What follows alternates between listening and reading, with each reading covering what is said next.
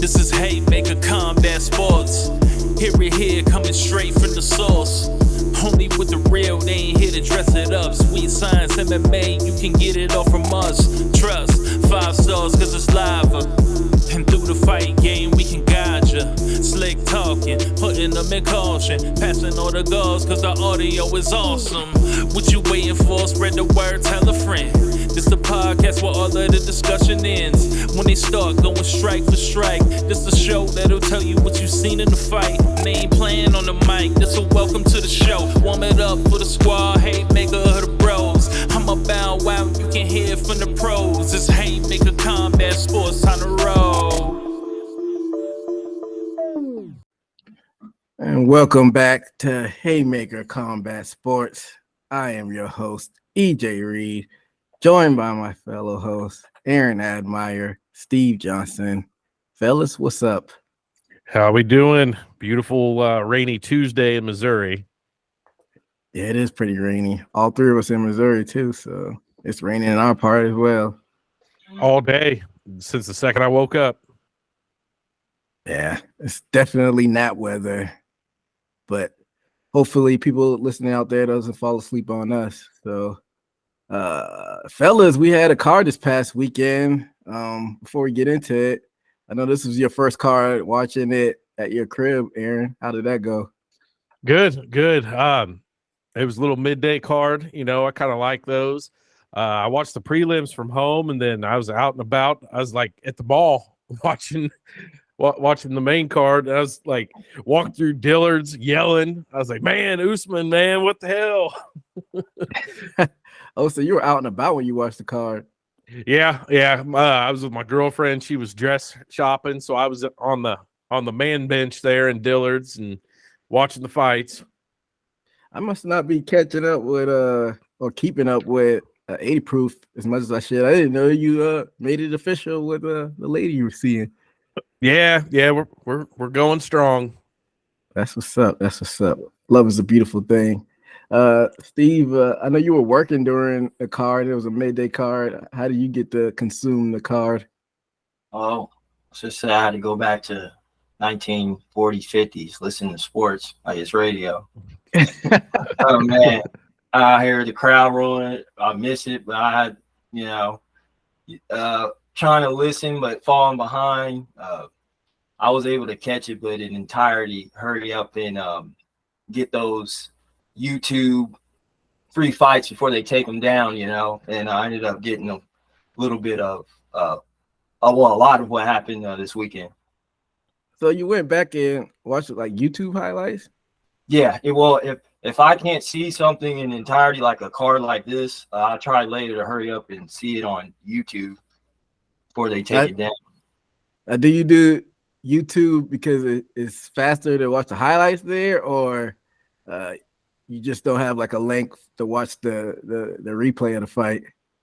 Well, usually when I'm using it, usually when you try to rewind, I just leave the stream alone. I ain't trying to pause it or click back out it to reload it. So I usually leave it alone, which stream I watch. And then if I did miss something, somebody literally 5-10 minutes later will have it post on, YouTube. So hey, after we finish recording, I'll give you the plug to where to watch all the replays. And hopefully somebody from the government isn't listening, because if they are, I don't know what I'm talking about. Sail the high seas. Yeah. So let's get into this card, fellas. It was an action-packed card over this past weekend. UFC 294 coming live from Abu Dhabi overseas. And before we get into the main card, it was actually a lot going on in the prelims. Before we actually talk about what happened, let's get into the results of the prelims. You had Cheryl Magomedov defeating Bruno Silva, unanimous decision. Victoria Dudakova defeating Yang Yufrey by unanimous decision. Muhammad Naimamov defeating Nathaniel Wood by unanimous decision. Mike Breeden, Kansas City boy, defeating Anshul Jubilee by KO. Cedricus Dumas defeating Abu Azitar by unanimous decision. Javid Basharat versus Victor Henry in a no contest accidental groin kick, and we'll talk about that a little bit. That was a wild one, man. Yeah, we'll definitely get into that. You had Trevor Peake defeating Muhammad Yahya by unanimous decision. Then for the featured fight on the prelims, we had Muhammad Mukayev defeating Tim Elliott by third round submission, triangle choke. Yeah, that was a wild one as well. All right, so where did we start? Let's get into Mike Breeden and Anfield Jubilee, that KO. Did y'all get a chance to check out that fight? That one, let me pull up my list here. Because I did watch all the prelims. Breeden was down most of that fight, and he came back in that third round, and he was rowdy, man. He was all up in his face, chanting USA and barking at him like a dog. And it kind of froze Jubilee. He didn't really know what to do with it, and he was just getting jabbed to death. And then, like midway through the round, Breeden just went in for the kill and finished him. It was a wild moment to see. I never seen a guy kind of scared in there, because that's what Jubilee seemed like. He was scared of Breeden's tactics. But I don't know. Did y'all see the highlights? If y'all didn't see the actual fight. I can't remember watching that fight. I'm sure I did, because I remember Jubilee and Breeden, but it's slipping my mind. Is this the one? Wasn't Jubilee pretty much in control most of the fight, it seemed like? Yeah. Yeah. And he got KO'd. I don't know. Steve, did you see the highlights from this one? It seems like a fight. I had a few of these fights, one at least I shouldn't have missed, but I ended up missing that one. Yeah, it was definitely entertaining. And to talk about another fight that ties into this, Victoria Dudakova defeated Yin Yu Frey by unanimous decision. And after the fights, both Dudakova and Breeden told the reporters that they had staph infections. Are they letting these fighters or these commissions passing these fighters like it's because I know you're not supposed to send a fighter out there, but is that like the open secret? They just letting fighters do that? Because I remember they let Rockhold do that, but he had a sleeve on. Last one I remember. So yeah, that's definitely a big no-no. So I'm gonna read a snippet from Yahoo Sports. I'm not gonna read the whole thing. So they're talking about Breeden and Dudakova. Both fought with staph infections. Dudakova missed weight by 0.6 pounds. Said she passed out during her weight cut. So staph infections are highly contagious and dangerous, and you definitely don't want to spread that around. So y'all think this is a problem? You're like, this is, like I said, it's dangerous. Y'all, what do y'all think about this whole situation? I mean, there's different levels of staph infection. But, I mean, as we're going to get into, I'm not really impressed with the doctors and the athletic commission that was there on site. Yeah. A terrible job that night I've seen and heard. So, with staph, like, you could test for staph infections. Does UFC need to be more strict on their pre-fight testing? That could be, depending on the infection, it could be life-threatening. It could be. I mean, staph can get pretty serious. It can be pretty minor. I mean, what is, isn't staph infection just some kind of like blood infection or bacteria or something? So is it able to be transmitted? Yep. And it takes a huge blow at your immune and stat and your as far as athletic and your endurance and stamina. Okay. Yeah, I mean, I would say they need to test for it, especially if it is something you can transmit. That would be the same as somebody going in there with some kind of disease, and their blood can transfer to somebody else. I don't know if this is true. I may have read it somewhere that everybody kind of has like some kind of staph infection in them, but it's kind of dormant. And, you know, when it goes wild is when you have the symptoms and all that. So, I mean, if they started testing for it, I wonder if more people would just be testing positive for it. I wonder how many cancellations they get out of it. But it is kind of weird. We're starting to hear more and more about fighters fighting with it. Yeah. Steve, what are your thoughts? Yeah, definitely. I think you have to overall test because, like you said, it's in the blood, and really it's based off your DNA, your immunity system, which is based off your DNA, and based off of geopolitical landmass you're on and how much a flow of staph is. In that, some people might not have a strand of staph in a country, and you're fighting a dude that brought his so to speak American staph to a Russian staph that's never even, and it might take a blow to his immune system because they're not used to that, and vice versa. So definitely. I didn't think about that. Yeah, transmitting to overseas stuff. You know, what if you take a certain strain of staph to, you know, to a country like South Africa or something? You know, that could be, and spread it to the gym. Yeah, definitely a high risk situation when competing with something like that. So it's two things, not maybe solutions, maybe not solutions in regard to this. So do you think that UFC should punish these fighters in some type of way if they find out you not disclosing a disease like that? That's kind of part one of my scenario. Isn't that under the job of doctors and getting what do you call those people? The athletic commission, you know, checking on their skin. Like, I figured that would do that, but I guess I don't know. I'm missing something. Yeah, I mean, a simple blood test should be. I mean, don't they get blood tests anyway? Don't they test for diseases and stuff? I mean, wouldn't it be just as easy to test for staph? Because a visual check, you're not always going to see it, especially if they have it somewhere. You know, when I had staph infection, it was on my back. You're going to see that. But what if somebody gets it in their ass crack, in their armpit, between their fingers, between their toes, you know? And who's to say that visually it's staph? It could look like a mosquito bite. It could look like anything. You know what I mean? Mm-hmm. Definitely.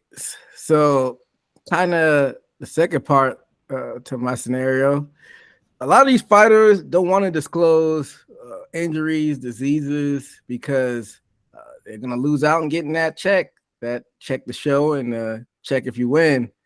So should UFC put some type of protocol where if you disclose something, maybe have like a duration, like 2 weeks or 1 week before the fight, and they prove that you're not lying, that they should compensate you? Because that would incentivize fighters not to hide these injuries and diseases that they have so close to the fight.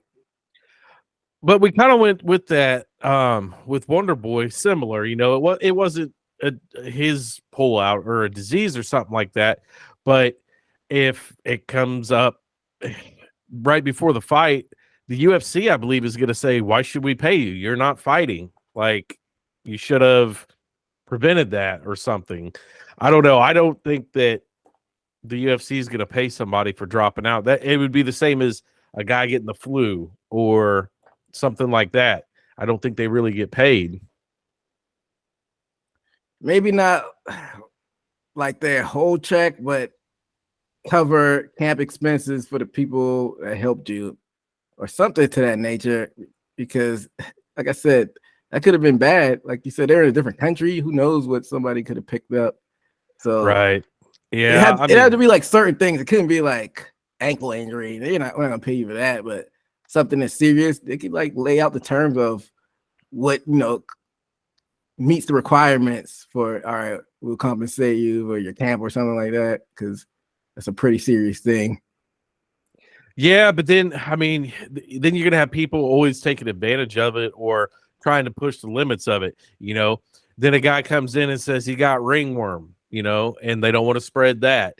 You know, UFC is going to get to the point of saying, man, it's your responsibility to know who you're training with and to train in a clean facility. Yeah, like I said, they'd have to like be strict with the terms. Like you won't put ringworm in the category. It'd be like something serious, like you found you had staph or Hep C or something like that. I don't know. I'm just throwing ideas out there because I don't think it's gonna stop. Like if somebody's close to fighting, they find out, they're gonna continue to hide that from the UFC. So I don't know. What are your thoughts, Steve? I think it trickles down to where there's loopholes to where, nobody wants to take responsibility. And if you trickle it down, you don't want to blame the fighters, because then you would figure the people that are looking at the athletes are supposed to be responsible. And then you can trickle it down to the camp, for not having a safe environment and getting staff. It's like, who would you blame? And it almost opened me up to maybe a whole nother conversation, but it's like, do these fighters be getting into debt with these gyms because of stuff might happen like that, like record label companies, like they don't got to pay that back, and like, shit, I can't leave this gym. I'm in debt 20,000. Like talking about this made me think of that, and I'm like, wow, that maybe these fighters have to go through. Right, but this just made me think, a lot of these fighters have been pushing for a fighters union. A fighters union could fight to have that put in their contract of certain tiers of pay for missing fights, injury, a sickness. You get 10% of your pay to cover the expenses if, and do different tiers of time out from the fight. If it's 6 weeks, out of the fight, you only get 10%. 5 weeks, you get 15%. Or something like that. It would help them cover the expenses and kind of put a safeguard in place. But this also goes back to, then you got to get into the conversation. The UFC needs to start booking backup people for all the main card fights. They need to pay them to stay fight ready in case somebody comes in and gets staph or gets an injury real close. Usman and Volk had to go in on 10 days notice each.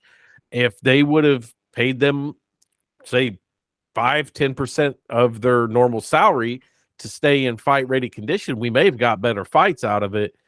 But there wouldn't be that asterisk around them two now that they had short notice. Well, they kind of do that, and they don't do it I don't think they do it for every single fight, but they had one for I think it was for the lightweight main event, and they decided to go in a different direction for some reason. I don't know. That's a conversation I guess we might have to have later. But yeah, I like Admire's idea of if they were a union, doing it percentage depending on how many weeks you're out from the fight. And then I'm sure they'll put provisions in there where like, all right, you got like 3 times to use this, or then it's the boy you cry wolf. Then you've probably exhausted how much insurance or whatever, however it's insured or whatever. So I do like that idea. And Steve may be on the point. Like, are these people in debt with their gyms like that? Is there like a Stug Knight of the MMA gyms going around shaking people for money? Yeah, I don't know. I mean, it could be the opposite, or I would think it would be the opposite. Like Jackson MMA out there where John Jones trains. Jackson's getting a lot of business off saying John Jones trains here. I don't think John is paying him to train there. I think they're probably paying John Jones to train there. You know what I mean? It just depends on what level fighter you are, how much you pay or whatever. I don't know about that, because John Jones still has to pay his coaches. Like it might be a contingency basis after you get as big as John Jones. All right, whatever I make from this fight, y'all get a percentage, but he's probably not paying to train with them, like you said. Right. Yeah. He probably, his coaches probably get 10% of what he makes. I think his last couple fights, he's pulled $5 million a fight. So they probably get, 500,000 for the gym every time he fights, something like that. But I don't know. I would think that there would be some kind of, a regular gym. If you go to Planet Fitness or whatever, you have a contract to go to that gym. I wonder if one of these days we need to have like an MMA fighter on here and we can ask all these off the wall questions. Yeah. That'd definitely be dope. Steve, you about to say something? And I was also looking at the aspect of some of these fighters are high profile. We want to see them fight. Paulo Costa, people like that. But then you realize they don't fight as often. So how are they? And they're backing out of fights. How are they paying this? And then you wonder, are they riding the wave of being a UFC employee? And as a fighter, do you make more money being comfortable based off advertisements in your own name, rather than you go and have to risk yourself getting your face beat? And this is where I think there's an aspect going on with the fighters, just getting comfortable, making money from just the brand name. A lot of these people came from nothing, coming to America and loving the luxury. I mean, some of these people wouldn't mind getting 10, 20 to look at you. The Chimaev, like he says, the way he's attacking things, he came from nothing. So he's appreciative of everything. And but for some fighters, are they picking to ride the wave of just getting paid from the company, advertisements or merchandise, and then choosing not to fight? Yeah, I can see that with some of them. They their names out there now. Before they were in the UFC, they didn't have a following on Instagram or this or that, and now they got 1 million followers, and they use that UFC. I'm a UFC fighter to get some notoriety and get some clout. It's like, how are they paying for these gyms if they don't fight as often? So you think that would work for a lower level fighter in the UFC? I could see that being like Paulo Costa's game plan to, just stay in the UFC, get advertising money off his name and barely fight, because he could probably ride that for a long time. But do you think the lower level fighters could get away with that? I don't think so. No. Probably not get away with it. I'm sure they've tried. But then, like, you're one fight away from getting cut, though. Yeah. And then how much you're going to get paid off of sponsorships once you get dropped from the UFC, they'll drop you like a bad habit. I think that's what they did to John Lineker. Yeah, Hands of Stone. I don't even know. Is he still in the PFL? I hadn't heard from him in a while. Was he in one? And then what did he go to the PFL lately? One. I think you're right. He was in one. I don't know if he did go to the PFL, but yeah, he was a knockout artist and then fell off a cliff one day. So yeah, he was having a dispute with Dana for not fighting. Him and 10,000 others. But yeah, definitely something interesting to think about. But also, before we get into the main card, y'all alluded to it earlier, we had some interesting judging and interesting reffing going on this card. Javid Basharat and Victor Henry went to a no contest accidental ground strike. It happened in the second round, a few seconds into it. So he clearly, Henry got kicked in the nads. He just dropped like a sack of potatoes and was basically crying in there. And they gave him the 5 minutes that he was allowed. You had a doctor go up to him and said, you didn't get hit in the nuts. What in the world is going on? I don't know. Y'all touch on this for me. Well, that doctor, I mean, I'm sure we'll get to it, but he made it another questionable call tonight. I don't know if it was a language barrier or, that doctor was in there pretty quick after it happened.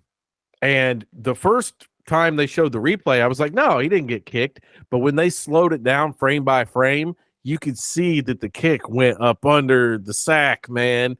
And the bad thing is there are fighters out there that will lie about it and say that they got kicked and didn't. So that doctor, he's seen probably the first replay in full speed and said, no, he didn't, and ran in there. But you kind of got to give somebody the benefit of the doubt when it happens. I mean, the guy was clearly screaming and in pain. Went to the hospital straight after. Was there for testicular swelling. I haven't read any further reports if anything like got damaged, but according to Josh Barnett, he was doing live play-by-play on his doctor's visit. Yes. So, I mean, that doctor, it wasn't the right thing. I mean, somebody should have got the doctor and been like, all right, we slowed it down frame by frame. Yes, he did get hit.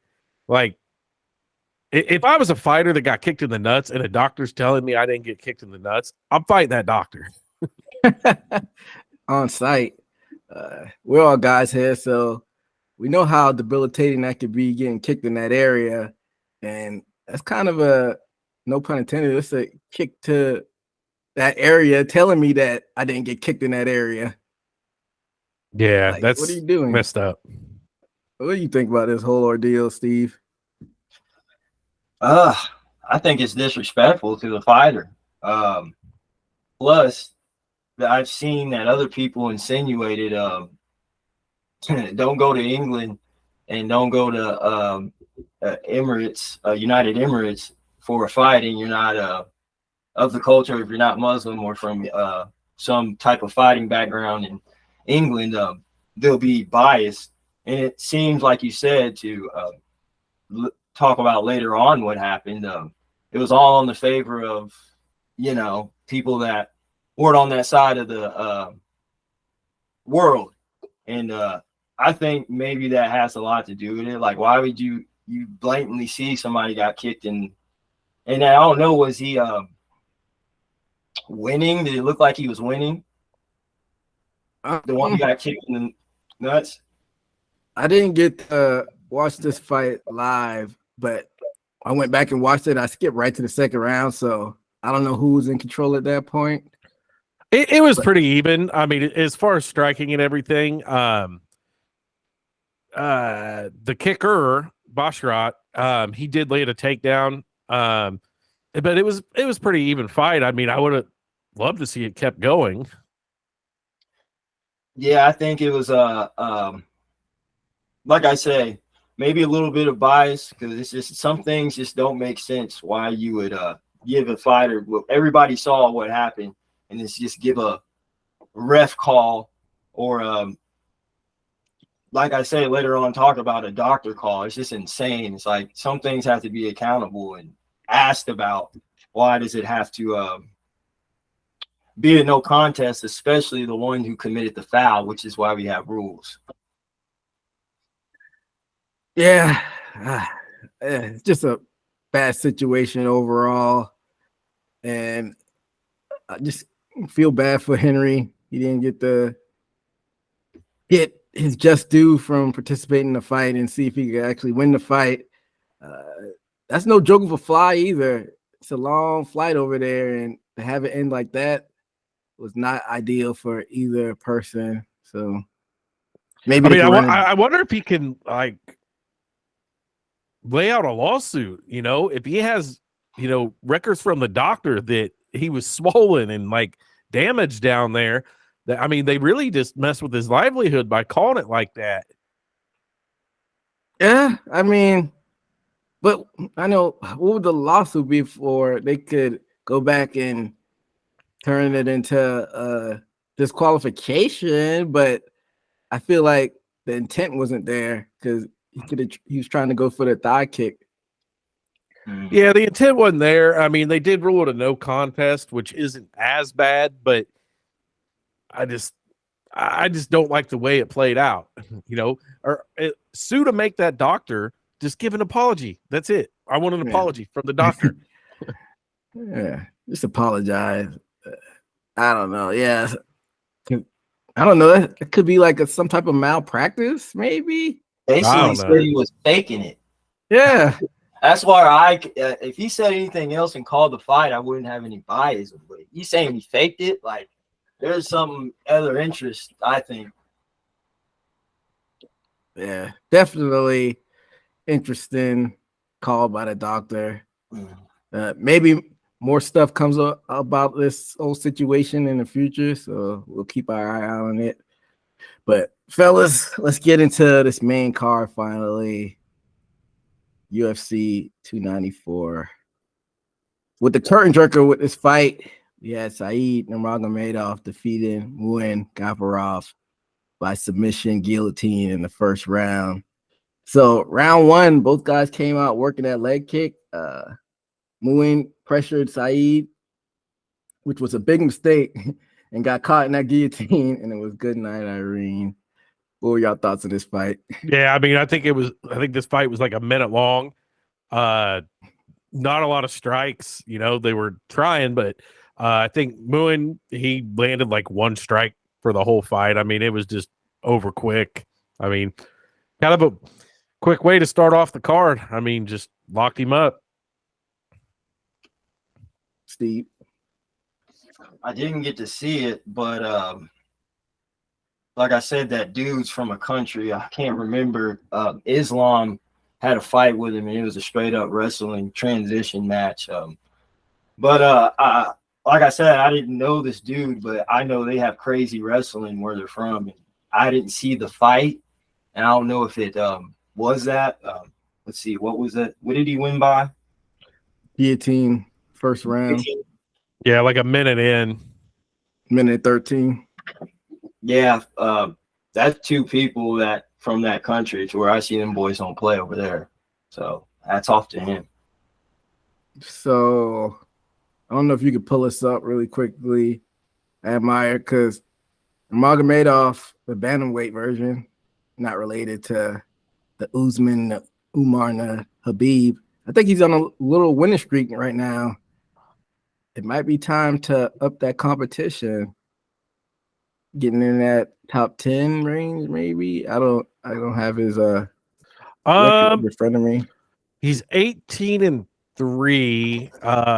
The fight previous to this, he did lose a decision to Jonathan Martinez. Let's check out the UFC bantamweight rankings. He's got one against Cody Stamen. And he was on a 4-fight winning streak before that. Yeah, maybe keep him away from that top 10 right now. Give him a couple more tests and exams to see if he could pass them. But that wrestling seems like it's no joke, so we'll keep an eye out on Nurmagomedov going forward. Let's get into this next fight. We had Ikram Aliskerov defeating Warley Alves, TKO first round. So round one, both guys trying to find their range early. A lot of leg kicks by both guys. Aliskerov then buckled him with that jab, hit that high kick, jumping knee, and then finished them with those combo punches. What were y'all thoughts on this fight? That left jab that he threw was hard. That started the whole sequence, man. He landed that good. Then, I mean, he executed that flying knee real good, and it was done. I think I picked Alves on this fight. I don't remember, but nah, you picked Ikram. Okay, I did. Yeah, I mean, Alves wasn't doing too bad in the fight, but I mean that left jab was one of the hardest jabs I've ever seen thrown. I mean, it stunned him. Steve? Yeah, I thought Warley was gonna pull through with this one. Looked like he was getting him a nice highlight, nice technical wins, but I saw this fight in the ending and started that sequence and then came up with that knee. I mean, it looked like he wasn't expecting him to do it. So hats off to Ikram. Yeah, that flying knee was nasty, and it's a middleweight in there as well. So Ikram, that's his 7th win in a row. Like we talked about in the previous show, he beat Phil Hawes back in May of this year. Is it time for him to test that top 10? What do y'all think? Yeah, let me pull up who he's fought. I think Derek Brunson's looking for a fight. Is he still in the UFC? I think so. I can't remember. Switched to PFL. Okay, that's what I thought.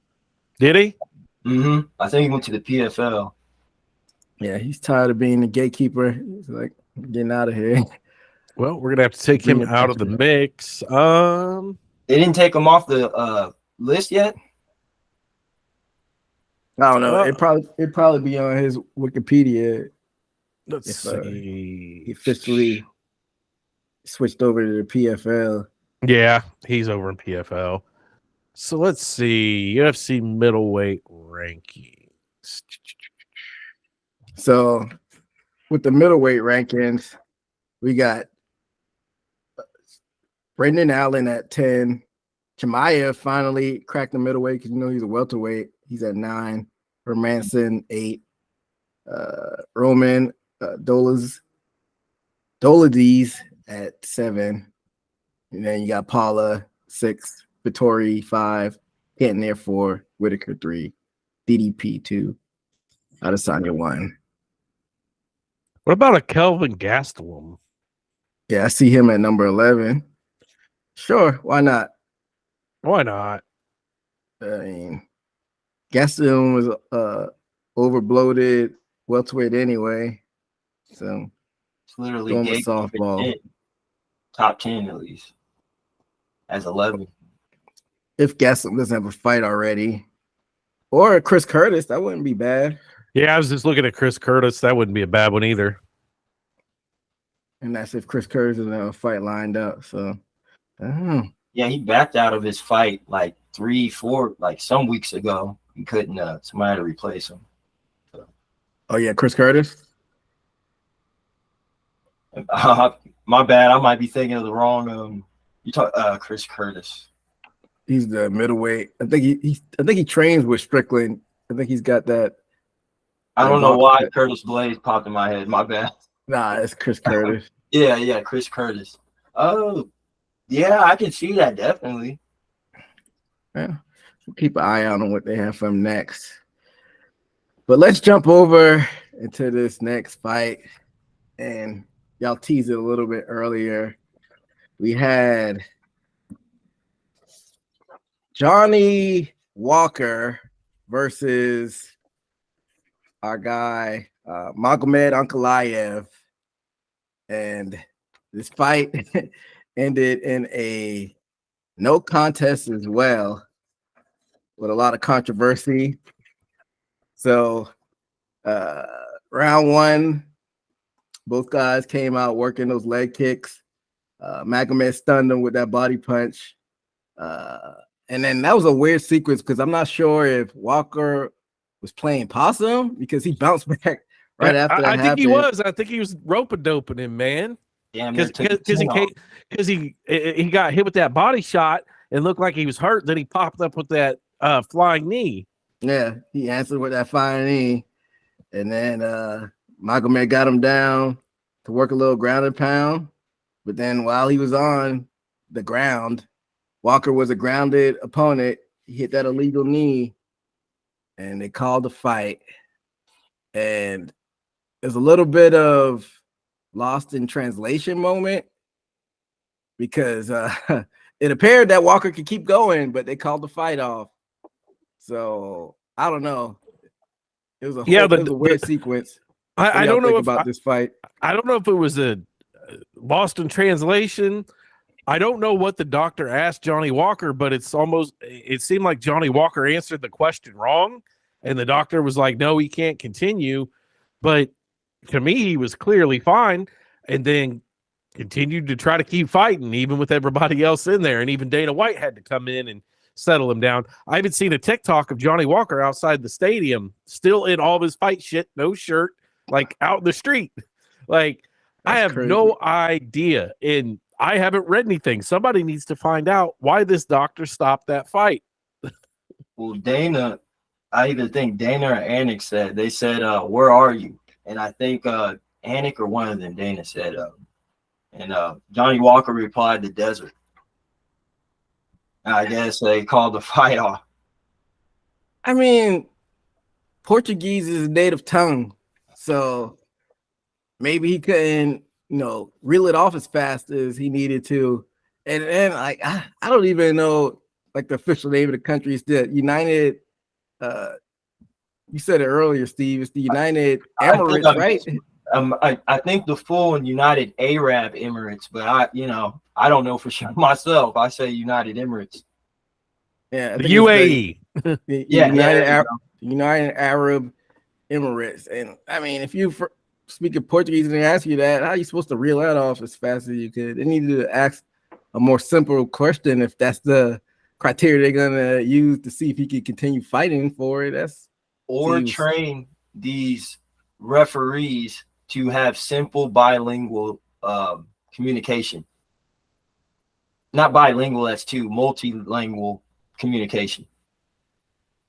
Yeah, Amar talked about possible lawsuit earlier. I think this would be more of a suited situation to definitely sue because he just lost half his check for them calling it no contest. I don't know. Y'all think they should be held accountable for this? Referees? Something. I mean, it wasn't the ref is going off the doctor's advice. It really isn't the referee's fault. I mean, well, you think the doctor should be held accountable then? Yeah, I mean, the doctor's the one that said he couldn't continue. The referee just goes on what the doctor says. True. I mean, it was 100% that doctor, but I still want to know, is that what was really said? It is a language barrier issue, or is it playing favorites? I mean, that doctor's seen a chance to, I'm going to call this one off, but it ends up in no contest. So, I mean, it's really, I don't know. I don't like the way it played out. I think Dana White should instantly make this rematch. Yeah, I think that's what they should do next. Mm-hmm. Just do the instant rematch, let them run it back. Maybe do it at that December card. I think that's happening in Vegas because I think that definitely left a sour taste in both of those guys' mouths after that. And they were still trying to fight, like Amar saying, they were trying to fight after they called it off. And I didn't know that he was outside the arena in his fight gear. Maybe it was right for them to stop the fight if he was maybe he's a little loopy. I don't know how the weather is. I know it's pretty hot out there, but deserts can get cold too. So I don't know what the temperature is out there right now. But yeah, a whole wacky situation. And like Am said, even Dana White was in the cage, and Dana White has to step in. And, business is picking up. So I don't know. They should definitely run it back. But fellas, let's get into the co-main event. You had Khamzat Chimaev defeating Kamaru Usman by decision, a majority decision. So round one, Khamzat went for the takedown early and flattened Usman, got some ground and pound, then basically controlled him for that whole round. And round two was pretty much a sparring session. Both guys got some good shots in, but then Khamzat got the takedown with about 30 seconds left in the round and probably stole that one. And then round three, Kamaru showed life, man. He showed a lot of heart in there and was defending the takedown early, tagging Khamzat. And then Khamzat was able to get the takedown. But Usman got back up with about 30 seconds left. Then it was pretty much rock'em sock'em robots for the remainder of the round. What were your thoughts on this fight? Yeah, first round, I was really scared. It was really slow for Usman.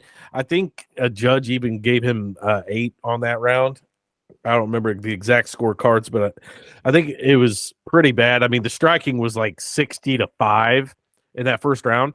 But I'm starting to wonder if Usman is conditioned for 5-round fights.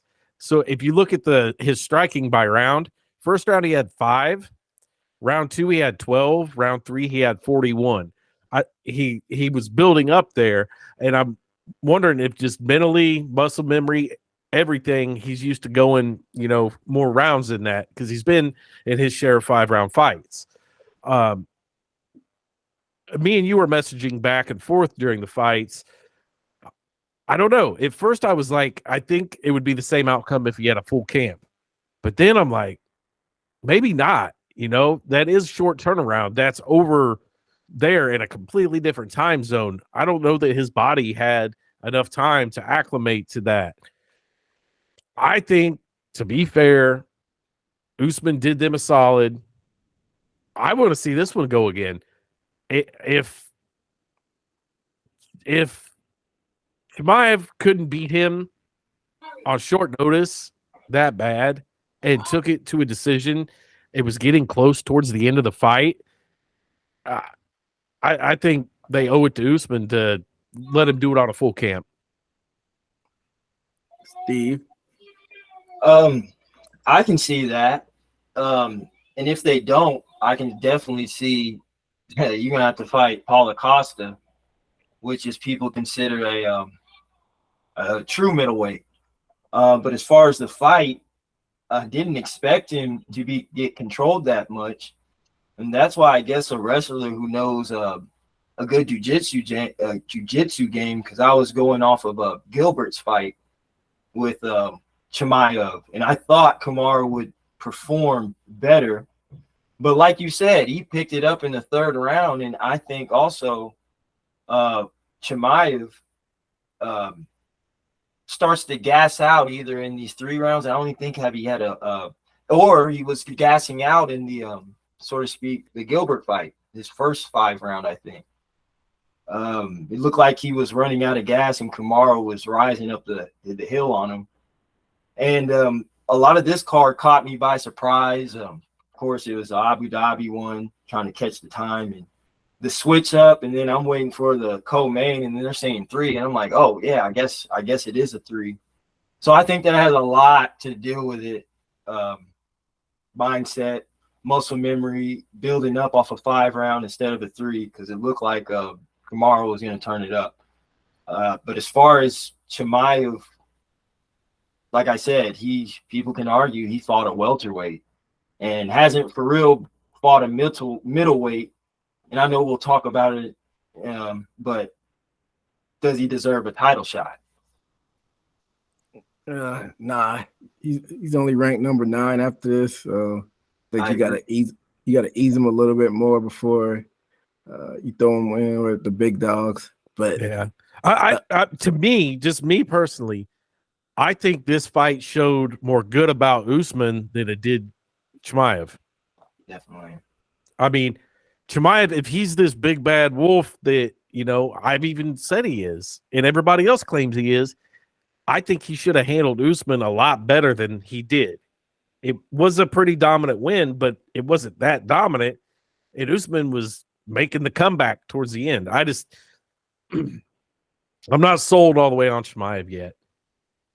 So I think Sean Strickland chirped on it as well. I don't have his tweet or X in front of me, but I think he was basically saying the same thing as Admire, that he wasn't impressed. But I think he alluded to Chimaev getting the next title shot.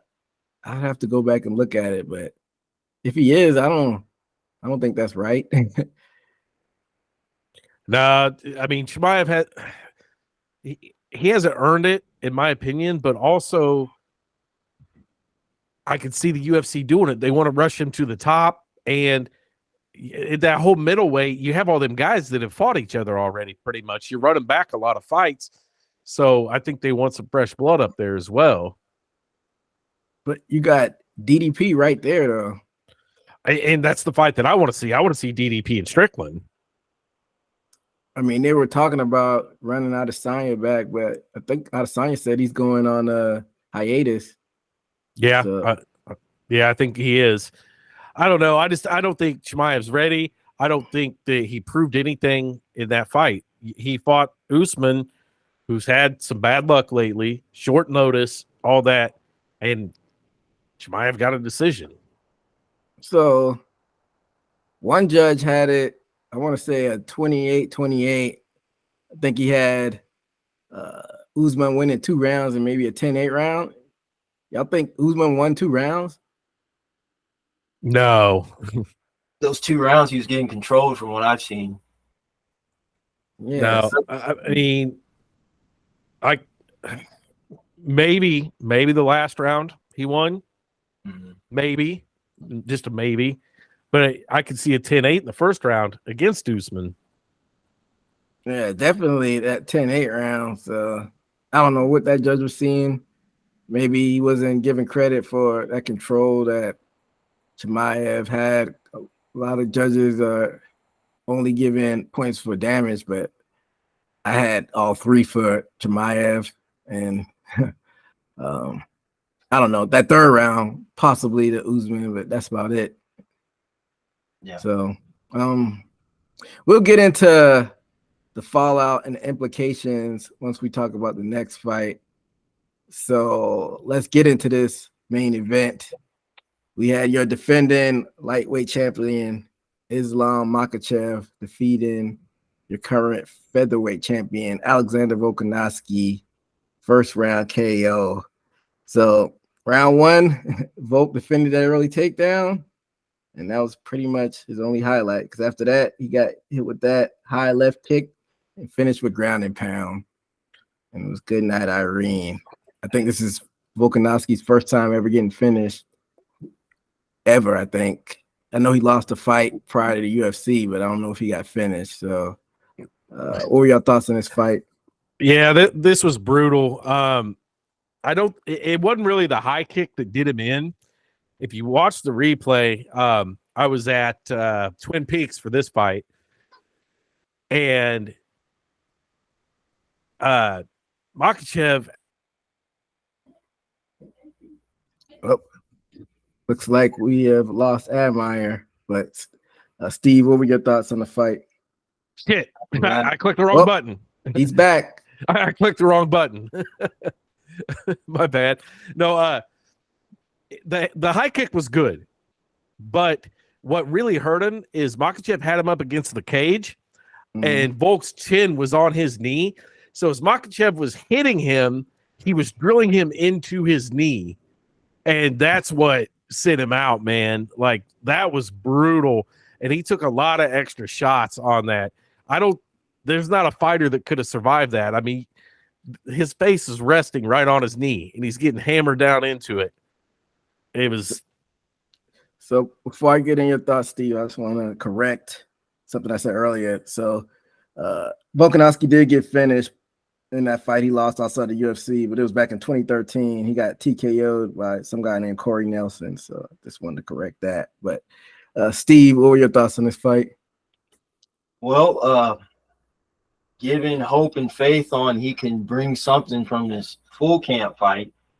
And it's unless you're coming in this almost the same size as from now on, I'm kind of hard to go for the underdog, especially under that much time for training. I think it showed. I think it not necessarily skill, it's just getting somebody off the couch basically and competing with somebody who's training for a whole camp. Caught him on a head kick. I think that has a lot to do with skill. Like I said, it sucks, but it doesn't prove anything to me for Islam, because you're getting at two champions fighting, but you kind of got to look down on the heavier person and look up on the person that's coming up in weight and doing it 10 days notice. So it's a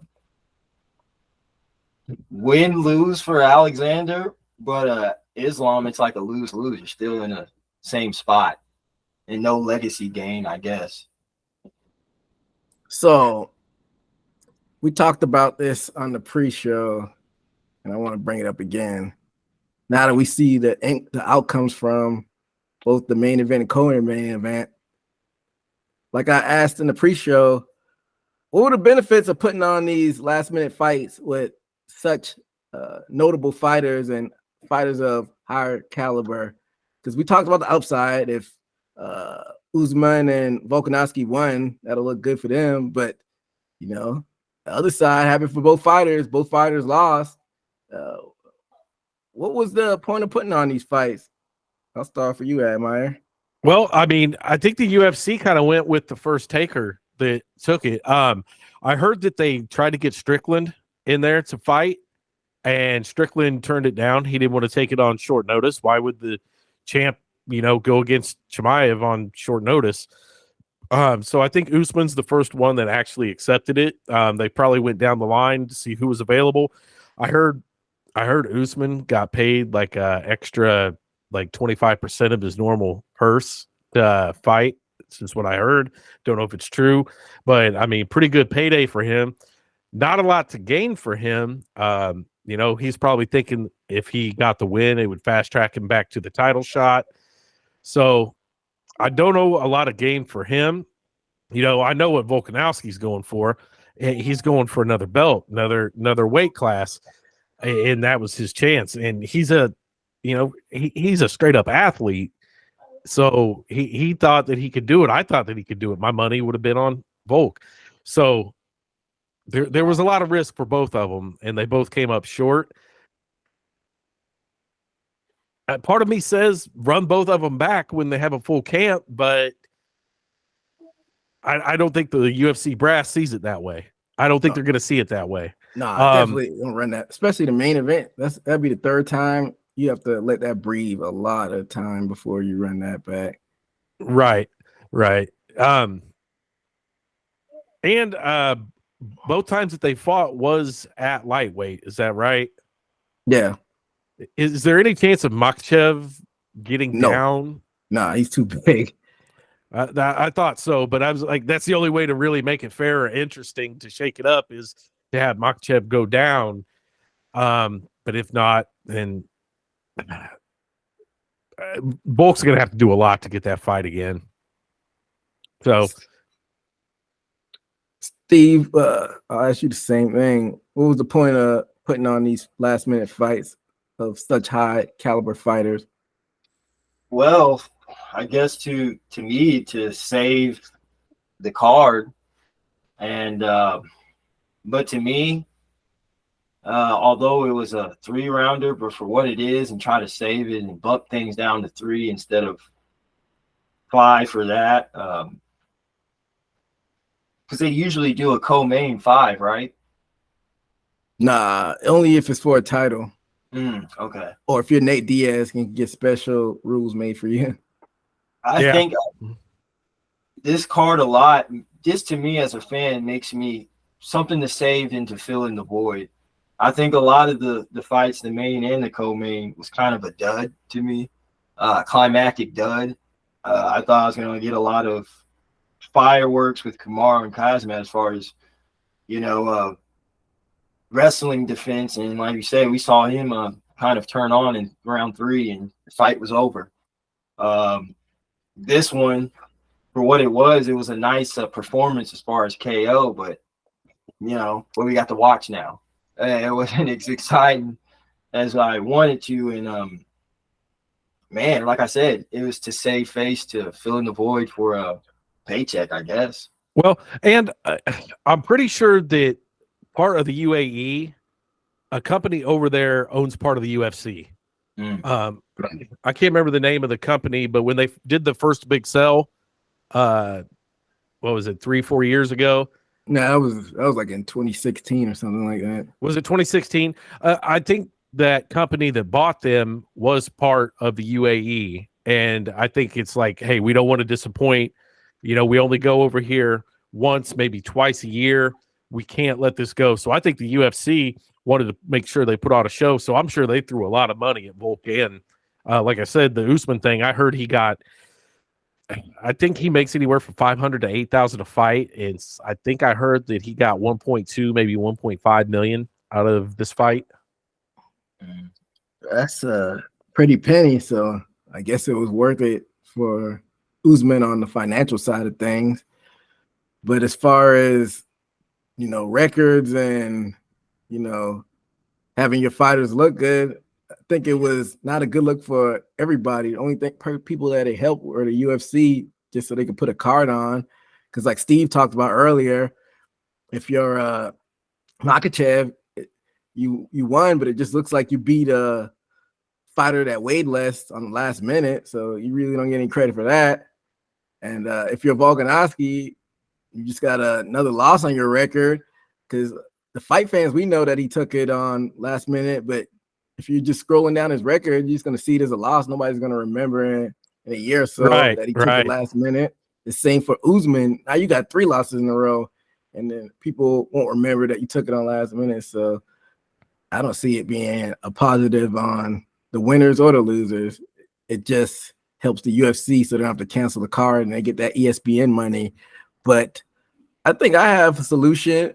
It might not be a popular solution. If you get a card that gets canceled so close to the time you got to put the card on, why don't you just do it like WWF style? You remember they used to have those open challenges back in the day? Have it like a random non-ranked fighter step into these main events, and if they win, it's a Rocky story instead of sacrificing your high-ranked fighter. Steve, I don't know what you think about that. I'm about to say that again. So Get short. if you have somebody pull out of a title fight that close to the fight, you should just pull a non-ranked fighter and put him in a title fight, because these rankings don't really mean anything anyway at the end of the day, and have them fight Islam. And if he somehow wins, it'll be a story of some underdog overcoming everything. But then, like not saying that he didn't earn it, but like a Andy Ruiz type of, like, give somebody a wild card. yeah, type of thing. I agree.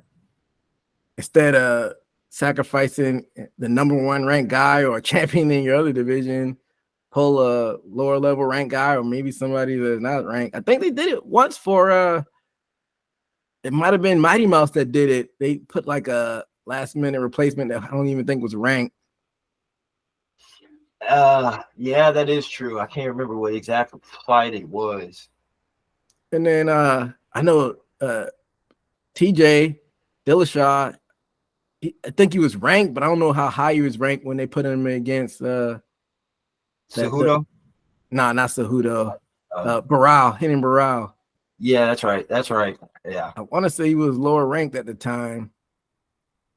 So I don't know. Yeah, because he was at a bantamweight, wasn't he? Yeah, it was bantamweight. Yeah. Okay. Mm-hmm. I just don't like them sacrificing higher ranked fighters just to keep a card on so close out to the fight too. Like if it's 10 days, just get a lower, if you want to keep the card on, get a lower level ranking fighter instead of sacrificing your guy like that. But I don't know. Mm-hmm. So what do you think is next for Islam now that he beat Volkanovski, who wasn't even in his weight class? Where do you think they'll go next for Islam? Well, he's got 2 fights fighting the 145er. Now it's time to get to business. He's gonna have to fight somebody in 155. From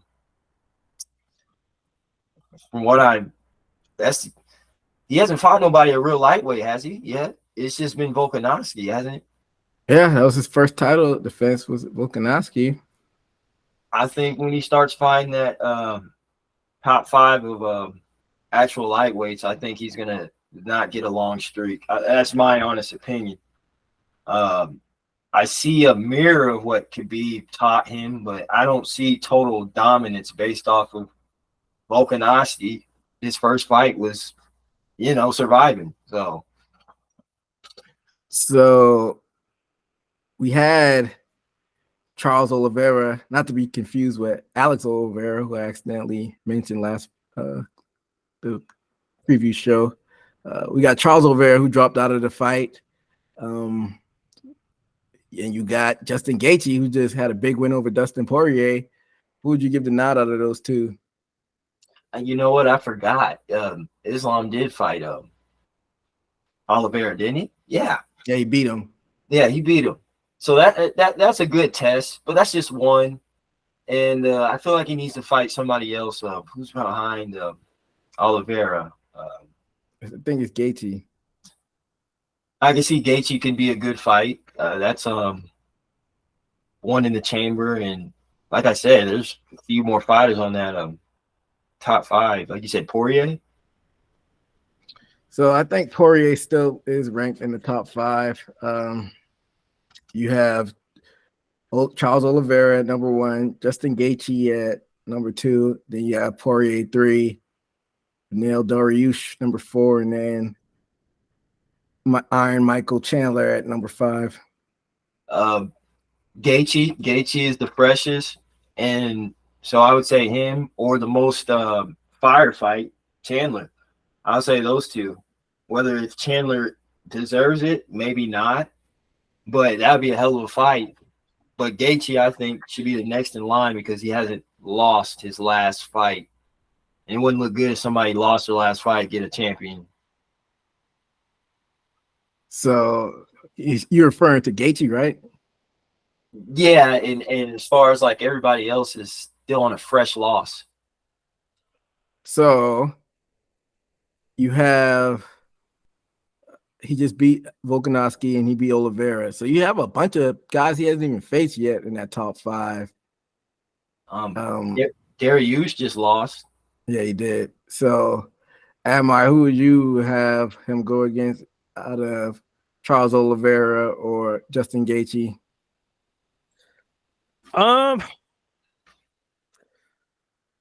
They're both good fights, but for some reason I don't like the Gaethje fight. I think Oliveira is going to be the best matchup, but to me, Gaethje's he's kind of inconsistent. You don't know which version of him is going to show up. Is he going to get just kind of ragdolled, or is he going to come and throw and use his wrestling like he should? I don't know. I like Oliveira better. You like the Oliveira fight better? Yeah. He just beat him last year, almost exactly a year ago, October 22nd of last year. I get that, but Oliveira, if you kind of followed his career, the dude has just constantly grown and expanded his tools. I think that he would learn. I think he learned a lot from that loss, and I think he brings a lot to the table. I mean, what do you see happening to Gaethje if you put Gaethje in there? Like, if you really think about it, how do you think that fight plays out? You know, what if Makhachev gets a little cocky and tries to stand up with Gaethje and gets knocked out?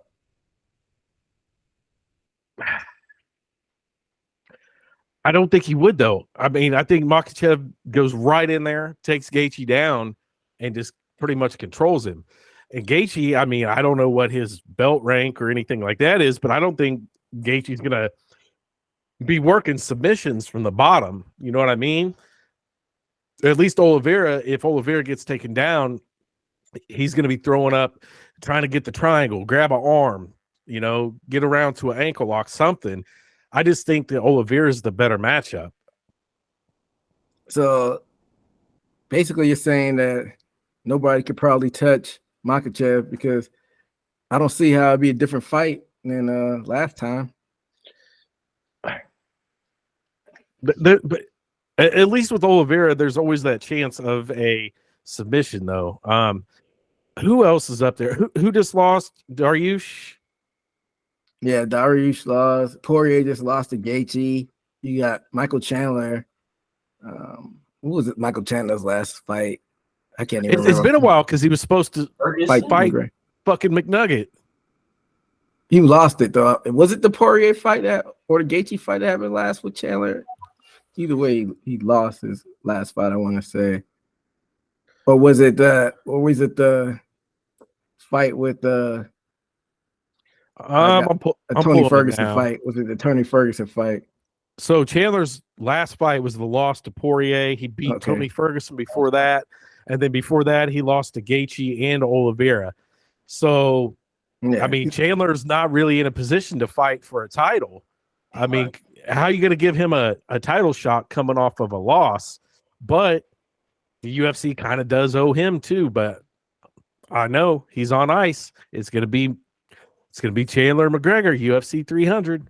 Book it. But I'm not mad at that fight. I'm just mad it's the main event. That should be like the third fight for a big event like UFC 200. You know, the lightweight's almost one of those positions where I wish they could do a cross promotion. You know, a lot of these guys have fought each other. There's, you know, a bunch of run backs that you have to do. You know, put Patricio Pitbull up there, you know? Mm-hmm. From the Bellator? Yeah. I mean, they're probably about to go out of business soon, so you could scoop up those Bellator guys and then start making quote unquote dream matches. Who wouldn't be mad at that? But allegedly PFL might buy them, so we got to see how that shakes out within the next few weeks or months. So, because Showtime went belly up as far as fighting, they're not gonna have Showtime boxing either. So it was just interesting. The HBO and Showtime, and I think it's the era of the circus fights. I just got those companies out there. Basically, you got ESPN still in the fight business, so that's a good thing. And Yeah, I mean, just looking through all the lightweight rankings, I mean, Charles Oliveira is the only one that makes sense, and it was still recent. Charles Oliveira beat Dariush last. Yeah. So you got to go with Gaethje. If you don't do Charles Oliveira, you have to do Gaethje. There's no one else up there. I know it's not right. I mean, I kind of send it as a message to Oliveira. You shouldn't be sparring that hard close to the fight date. So we're gonna go with Gaethje with the next title shot. The only other person up there that remember Gamrot? Yeah. That's the only other person I can see doing it. And I think he's ranked like 7. What was Gamrot's last fight? He fought not too long ago. He fought just like a month ago. He beat that Fizev. Oh yeah, Rafael Fizev. Rafael Fizev, yeah. By a TKO round 2. Yeah, he's kind of far down the line. I don't know, man. Maybe Makhachev will suffer from the same thing as Khabib and just eventually run out of competition. He also got that Conor McGregor wild card. What if they try to throw him in there? They can't. If the UFC threw Conor McGregor into a title fight right now, I'd never watch again. You would. You definitely still watch. I wouldn't tell anybody about it. I don't know. What do you think if they threw McGregor in there, Steve? It wouldn't surprise me that what they've done with past events and pull things out there, behind. It would be a hell of a resurgence of the Khabib, altercation. I can see them marketing off of that. Might even bring up the bus footage again, but would he deserve that? I not at all. I would literally watch it, but I would look at it as the entertainment of, I know who the superstars of the sport is, and I'm watching it for that because I can't take it as a sport seriously. Yeah, and I mean, McGregor hasn't fought at lightweight in 5 years. He hasn't won at lightweight in 7 years. That's embarrassing. So, I mean, you can't. The UFC would be shitting on everything that they're supposed to stand for. The UFC was born out of the best fighting the best to find the best. You don't bring in the guy who sells the most and just throw him in to the championship fight. Now, is there any chance that you see Makhachev go up in weight to welterweight? Or is it too early in his lightweight reign to think about going up? It's a little bit too early. I want to see him defend it at least 6 times, because once you start getting into those weight classes, a higher jump. That's a 15-pound jump from 155 to 170. So, yeah, it's a little bit too soon. And who's the welterweight champion? I mean, if he wanted to do it, this be the right time, because he may be able to beat Leon Edwards. I'm still not. I think he would beat Leon Edwards, but then I think he would struggle with some of these other guys like Belal Muhammad. Probably, I don't know. Stephen Thompson, for some reason, I think would be a fun fight. Jeff Neal would probably give him some trouble. Jeff Neal. Yeah, I think a lot of people would give him trouble up there, but I think he'd probably be able to beat the champion right now. Go ahead. Is Leon Edwards just the weakest champion that we've ever seen? Like, it feels like I could just name multiple people that could beat him. I think he's just a product of right place, right time, got lucky, caught Usman on a bad night. I don't know, because it seems like in my mind, when I think about it, it's like, well, you know, like we're talking about, we think he could beat Leon Edwards, but then like Jeff Neal, I think on the right night, Jeff Neal could beat Edwards. I'll let you go first, Steve. Well, it's just, I don't know, it's marketing or his highlights. He's not one of my favorite champions. And like I said, that first fight with Usman, he was looking bad and getting controlled. But the second fight, the first fight, he had him controlled, which gives me a little bit credit to Edwards. And then he did a very good job the second one. But like I said, is it a outdone Usman? Did he need a surgery? Usman at that time. We look at people in welterweight. If they have a good wrestling game, I believe Edwards would be done. But then again, he defended pretty good against Usman, you know, after that first fight. So I really don't know. To me, Edwards' title reign, it feels a lot like the Bisping title reign. It's like, you're going to lose. Like, probably your next fight. Yeah, I'm with Admire. I'm not sold on Edwards as well. He seems like a weaker champion. I mean, he has his chance to prove me wrong. I don't know who they're going to have him in there with next. Did they announce his next fight? Is it going to be Covington officially? That's who it's supposed to be.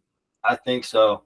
I almost forgot that he got caught by Diaz. So that's another image that's caught in my head to where like he's susceptible to get caught. And he got caught by Diaz that fight. So yeah. According to the betting site BetMGM, Colby Covington and Leon Edwards, December 16th. Yeah, man. Spoiler alert, I'm not picking Edwards in that fight, but we'll be back to officially preview that card when it happens. But we come to the end of the card now. Before we get on out here, I just wanted to go over our pick results that we did before the fight.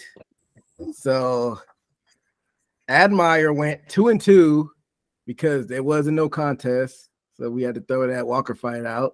Steve went 2-2, and I went 4-0.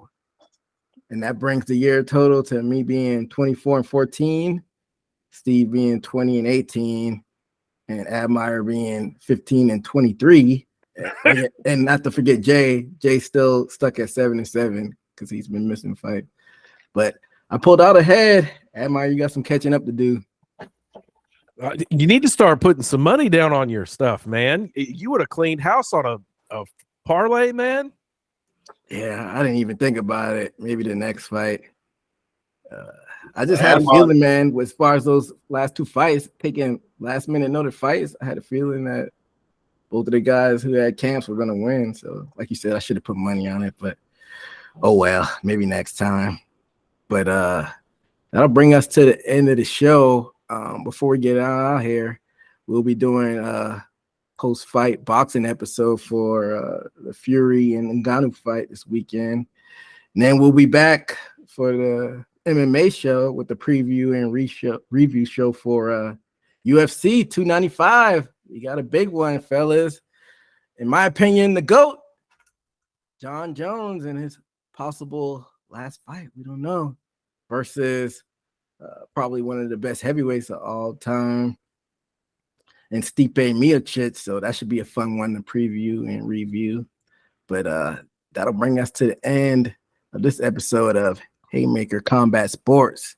And until next time, y'all be safe out there. Peace.